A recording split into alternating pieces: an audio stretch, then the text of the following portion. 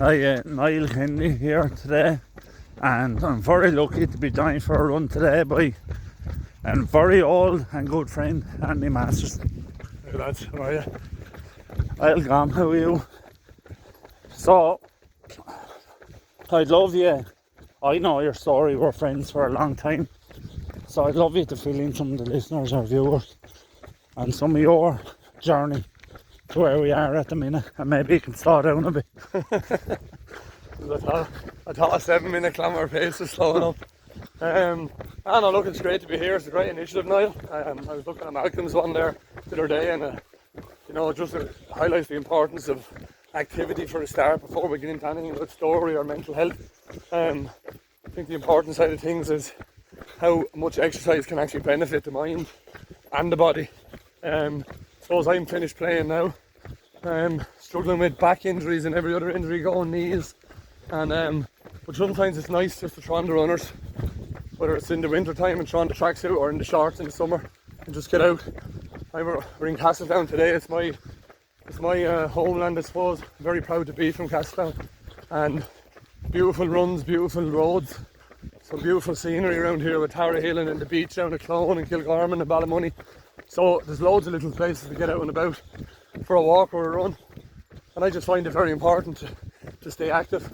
I think it's important as a role model for your children as well. So I find it important. So if my son and daughter see me being active, I think there's a better chance that they'll become active. So there's a saying, we used to have a saying in coaching, is when you're dealing with kids, you are your environment. And obviously the more good habits you can show your children, there's no guarantees, but the more good habits you can show your children, then the hope is that they will continue and they'll follow suit and they'll stay active. So that's one of the reasons why I do it.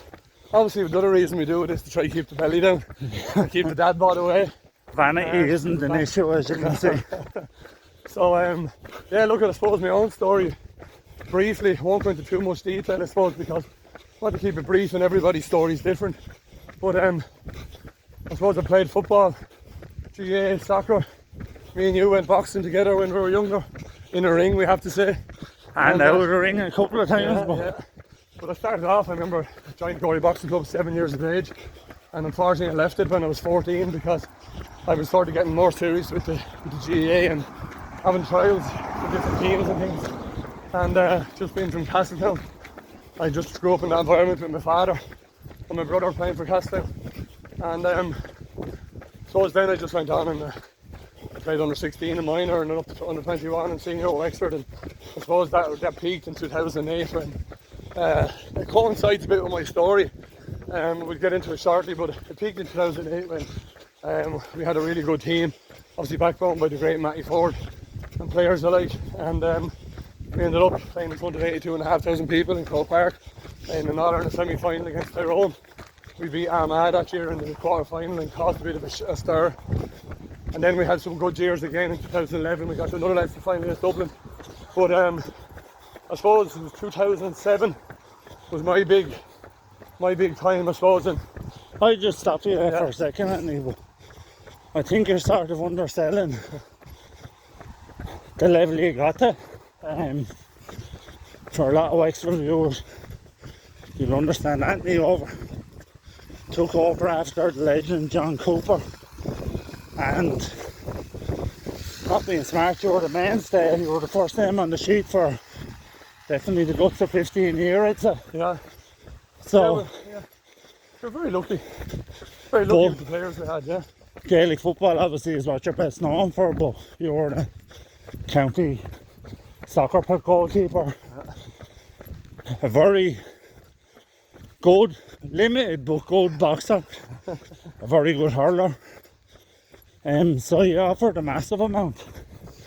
And an unbelievable friend.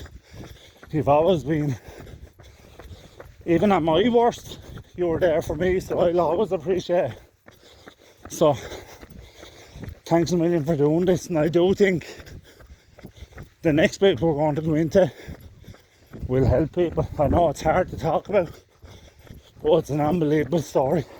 Oh yeah, well look, since we've all, I think everyone's nearly had troubles, whether it's alcohol, drugs, gambling, mental health issues, lack of self-confidence.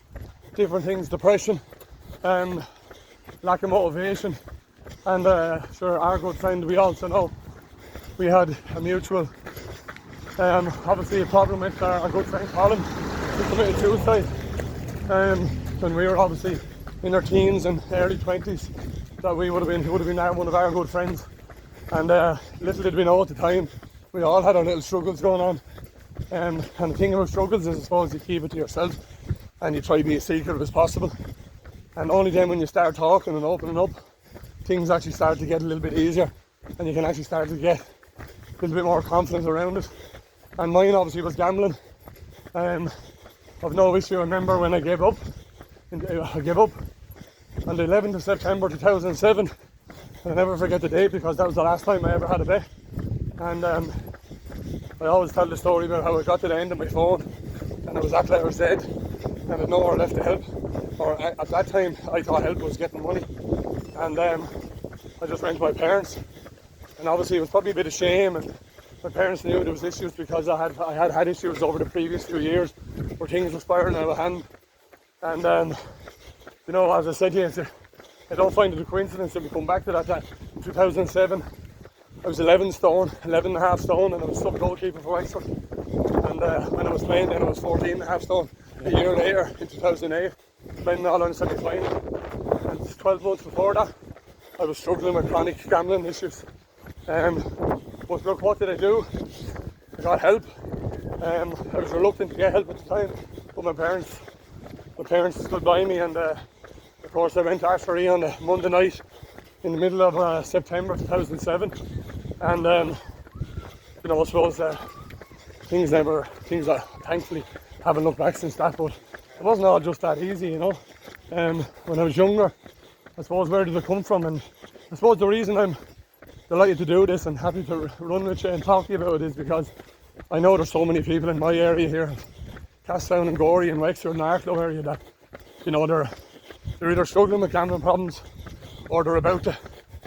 And it's probably just trying to highlight the young lads and girls that are just about to get into that, because if I could try to do something that could help them, help one person, two people, three people, to realise maybe, you know, I'm starting to get a little bit over the top here over the last few weeks or months. I'm starting to get a bit too comfortable, and I'm struggling to pay my debts, or I'm struggling to pay my car insurance. I'm struggling to put diesel in the car. I can't go out with my friends at the weekend. And then, you know, there's the signs that they have a small problem. Yeah. And they don't need to, not necessarily everybody needs help straight away, or they don't need to go to Ashbury, or they don't need to go to Cool Mirror or anywhere like that, but it's talking to someone and being actually, you know, being familiar and understanding the situation is what I'm trying to get across. So look, my brief story started off when I was very young. We used to pal around in Courtown, and of course Courtown was the mecca for all us young people back in the mid-90s. And sure, I would have just obviously ended up playing slot machines and things like that, and having a few small bets on accumulators. Obviously you were supposed to be 18 to gamble, but the laws in Ireland, unfortunately, it's not obviously it's easy enough to bend them as regards gambling and been in arcades. So then I found the bookies then, really, and casinos and cards, and look at things spiraled from there for me. Yeah. Got out of control. I was obviously a Wexford minor, a Wexford 21, but the sad thing about it was I was playing some big games at the time, but the only thing on my mind was I bet who had won. I'm very grateful and thankful, but I'm honest and open enough to say that it could very well have spiraled to, you know, things like you hear stories about people betting, including matches you're playing. So I'm thankful enough that I got help, and I sorted it out before I ever got to that stage, because I'm not foolish enough to understand that it could actually happen. Yeah. Just to jump in there, yeah. I remember at the time, obviously I wasn't aware I was bipolar at the time, but especially after Colin, I think we all slipped down our own different slippery paths. But I'm very lucky my sister played a strong part in getting me back on the road. Your beautiful wife now, it's phenomenal for you, but I remember back at the time your mother was a crutch, a massive crutch. We'll let our car down before we get run over. Sorry now. No, come on. Come in. Your mum was a massive power and strength for you at the time.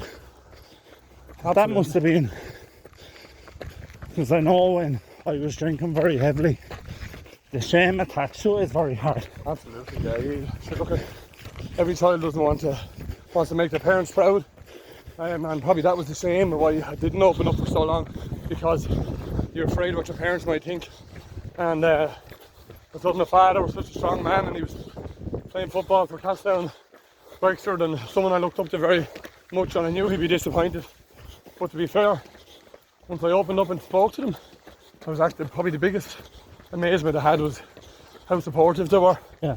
And that I have my own kids now, and sure, we all get disappointed and we get angry and we get annoyed with our kids, but at the end of the day, you know, everything goes around them, and my parents didn't feel any different to me or any of our children. Yeah. And to be honest, without them, I wouldn't have probably got the support. Both my parents drove me down to the first night in Asherie on that Monday night in Wexford, and I listened to everyone speaking in the room, and there was a man in his 60s called Mick, and I never forget the story about how I was listening to everybody talking, and I didn't think I had a problem when I was down talking to them, because they all had crazier stories than me. Yeah. But he spoke about the time he came in 30 years ago and said that all these people are way worse than me. They've lost more money, they've had way more poor gambling habits. And he said the one thing I didn't say to myself 30 years ago was yet. Yeah. And it really drove home with me straight away. I felt like he was talking to me, and I still to this day I think he was talking to me, because he probably seen me coming in. I was 24 years of age. I had my life ahead of me, and I was looking at people, men and women, in their 60s, 70s, 50s, that had been through a life of trauma, gambling, and I just said to myself, it's time to wake up here before your life is gone. And I just threw me all into it, and I gave it everything, and I said, look, what's the worst that can happen? I give it 6, 8, 10 weeks and stay off it.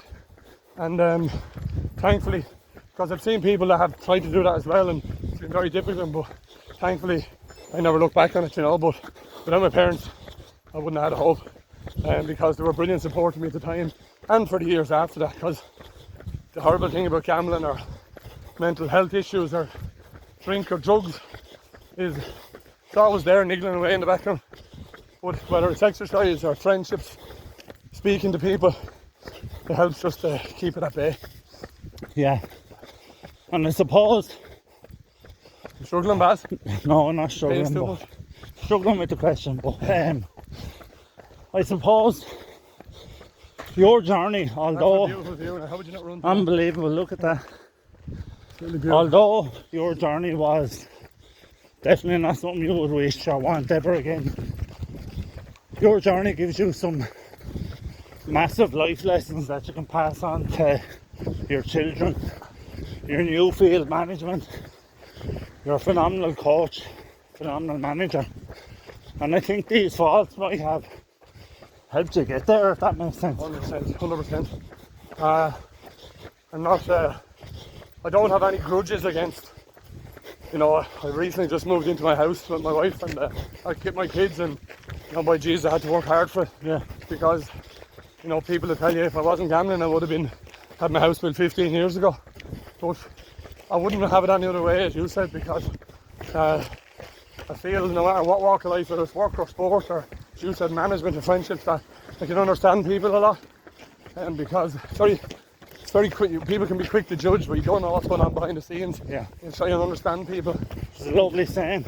Never judge someone until you walk in their shoes. Yeah, I say walk a mile in a man's shoes before you judge him, and I think that's very important. So everyone has their little issues. Some people get up in the morning and then it's gone by 12 o'clock, and for some people it takes years or it might never go. And that's why the likes of this, just to show people that, you know, we're human beings. You know, you can say obviously you can achieve something. One of my big things was, you know, I see people and I didn't want to end up like them, and because I knew I was given a chance, and I wanted to take that chance. And as I said to you, you know, I was very grateful that a year after I'd given up gambling, you You know, I was in a far better place. And hello, how are you? Yeah, how are you? I was in a far better place mentally, physically, and health-wise. And you know, it's all down to the people. Obviously, from the meetings and seeking help. There's no chance I would have done it without it. There's no chance. Well, one of the main reasons, look, we're brilliant friends and I love you to bits. But for me, I think your story is real. It's not manufactured, it's not exaggerated. I think you're actually toning it down. But that has to help, because I'm very well aware that there's young people who think that €5 bet or that €10 bet can't lead to where it did with you.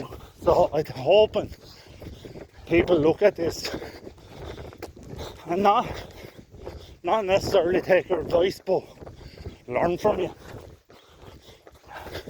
But look, if we're to finish up on anything, well, the first point to make is we ran 2.5 kilometres and we haven't even realised it. Yeah. So to show you about the first part of the reason we're here is just to get out and get active, and it is much easier.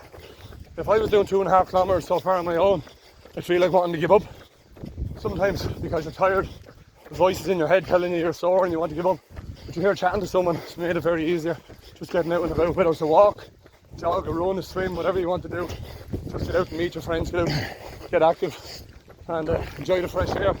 And look, at the second point obviously is, if I can get through to some people, one young man, one young girl, or multiple, if this can help someone, it's basically about, you know, if you're a teenager, if you're in college, if you're starting off an internship and you're not making a lot of money, I didn't even talk about figures throughout my gambling because I don't feel it's important. Yeah. You know, we could tell you some harrowing stories now, but it's not important because basically I was gambling beyond my means. So whether that was €1 or €20,000, didn't matter. Because once I was able to come home at the weekend and basically have to tell lies to my parents and to my family about where my money had went, didn't matter if it was €5 or €5,000. Yeah. I was gambling beyond my means. And as I said, if you're a student or a young fella, young girl, and you're gambling that's beyond your means, that means it's too much. Yeah. You know, and that's the big thing is, so if someone's wondering if I'm putting a €50 bet on, to me a €50 bet is way too much for a young boy or girl. And some people might think it's harmless because they might be on €400 or €500 a week. But the reality of it is, it's too much. Someone said a great saying to me years ago when I was trying to give up.